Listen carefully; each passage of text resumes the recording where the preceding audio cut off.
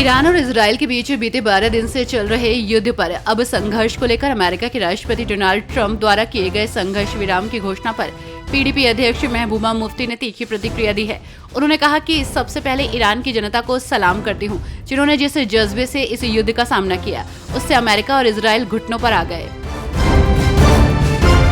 उपचुनाव में भाजपा को करारी हार मिली है। ऐसे में लुधियाना पश्चिम विधानसभा उपचुनाव में आम आदमी पार्टी के संजीव अरोड़ा ने कांग्रेस के भारत भूषण आशु को 10,637 वोटों से हराकर जीत हासिल की है। केंद्रीय राज्य मंत्री रवनीत सिंह बिट्टू ने भाजपा की हार की जिम्मेदारी ली है, जिसका कारण उम्मीदवार घोषणा में देरी बताया।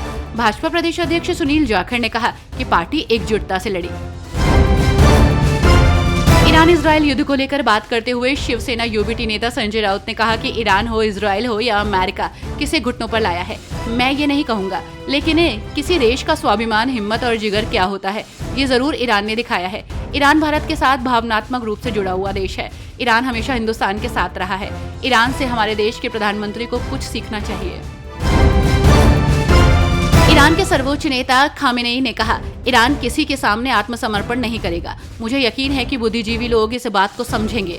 दुश्मनों ने बहुत बड़ी गलती की है और उन्हें सजा मिलनी चाहिए। उन्होंने कहा कि अमेरिका ने हमें धमकाने के लिए मुंह खोला है। वे धमकी तो दे ही रहे हैं और इसके साथ आत्मसमर्पण करने की बात भी कह रहे हैं। ईरान धमकियों से नहीं डरता है।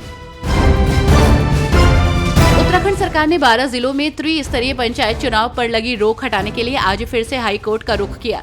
सरकार ने बताया कि आरक्षण नियमावली का गजट नोटिफिकेशन 14 जून को हो गया था, लेकिन कम्युनिकेशन गैप के कारण गजट नोटिफिकेशन को हाई कोर्ट के समक्ष सुनवाई के समक्ष प्रस्तुत नहीं किया जा सका था। सीज फायर पर बोलते हुए कांग्रेस नेता सुरेंद्र राजपूत ने कहा कि ये देखने वाली बात होगी कि ट्रंप ने किस तरह से घोषणा की है। इजराइल का क्या रुख रहेगा और ईरान का क्या रुख रहेगा, इस पर सबकी नजरें होंगी। जिस तरह से ईरान ने कल अमेरिकी एयरबेस पर हमला किया और तबाही मचाई, क्या उसके बाद डोनाल्ड ट्रंप डर गए हैं?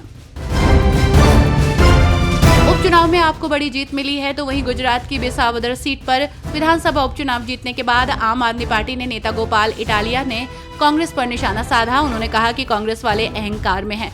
आज उनका अहंकार जनता ने तोड़ दिया। हम पहले ही कह रहे थे। हमारे नेता अरविंद केजरीवाल और इसुदान गढ़वी हमेशा से कहते हैं कि अहंकार नहीं करना चाहिए। प्रधानमंत्री नरेंद्र मोदी ने एक बार फिर ऑपरेशन का जिक्र करते हुए कहा कि दुनिया ने हाल ही में ये भी देखा है कि भारत का सामर्थ्य क्या है। ऑपरेशन सिंदूर ने आतंकवाद के खिलाफ भारत की कठोर नीति को दुनिया के सामने स्पष्ट कर दिया। हमने दिखा दिया कि भारतीयों का खून बहाने वालों के लिए कोई भी ठिकाना सुरक्षित नहीं है। आज का भारत देश हित में जो भी सही है उसके हिसाब से कदम उठाता है। अपने बयानों को लेकर अक्सर चर्चा में रहने वाले भाजपा नेता बाबूलाल मरांडी ने सोरेन सरकार पर आरोप लगाया। दरअसल उन्होंने राज्य की हेमंत सोरेन सरकार पर केंद्र की मदद से चलने वाली विभिन्न योजनाओं में भ्रष्टाचार और लूट खसोट का आरोप लगाया। उन्होंने कहा कि केंद्र सरकार विकास योजनाओं के लिए जो राशि झारखंड को देती है, राज्य की सरकार उसका उपयोग कर उपयोगिता प्रमाण पत्र तक नहीं भेज पा रही। यही वजह है कि केंद्र को ऐसी योजनाओं की अगली किश्तों का भुगतान रोकना पड़ता है। ईरान इजरायल के बीच चल रहे युद्ध को लेकर बोलते हुए इजरायल ने दावा किया कि ईरान से उसकी ओर मिसाइलें दागी गई। ये जानकारी इजरायली वायुसेना की ओर से आधिकारिक तौर पर दी गई है। देश के उत्तर क्षेत्रों में सायरन बजाए गए हैं और लोगों को सतर्क रहने को कहा गया है। इजरायली एयरफोर्स ने अपने आधिकारिक एक्स अकाउंट पर पोस्ट करते हुए कहा, थोड़ी देर पहले ईरान से इजरायली इलाके की ओर मिसाइलें छोड़े जाने के बाद अलर्ट जारी किया गया है।